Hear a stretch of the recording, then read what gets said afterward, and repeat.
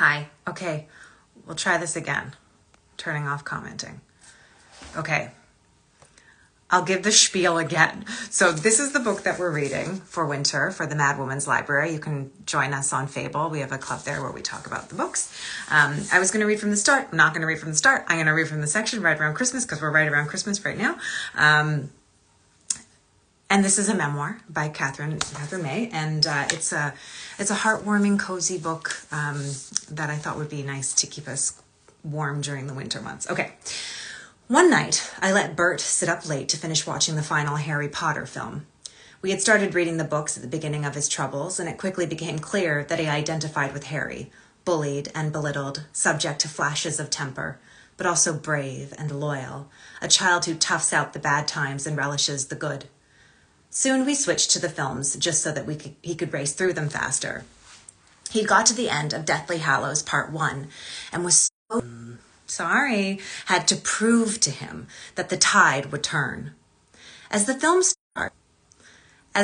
starts, I take out a pencil and a piece of paper and draw him the same diagram that I used to draw for my undergraduates, a curve on a graph rather like a wonky smile. This is going to keep going like this. I'll try and get through this. We might not succeed. I don't know why it's so bad.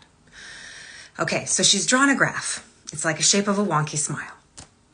This is the shape of a good story, I say. This is the beginning and this is the end. And in the middle, C, is always the lowest point. It's called the nadir, the moment when things have got so bad that you can't imagine a way out. Bert examines it for a while. So that's where we are, he says, and points to the very bottom of the curve. Here. I am no longer sure which curve we're talking about, ours or Harry's. Yes, I say, and then I shift my pencil a little to the right, and the fight back begins here. So after that, it gets better.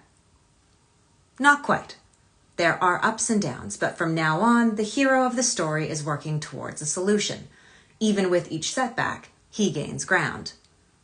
Bert takes my pencil and draws over my line.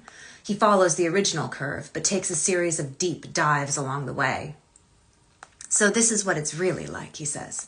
This is how stories work. Yes, I say. Except in real life, it carries on happening.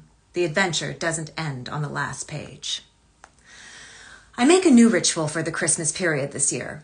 In those 12 days that I always struggle to fill meaningfully, it starts at the solstice and ends at New Year's Day. At sunset after the solstice, I gather with some friends to light a fire on the beach, dragging my fire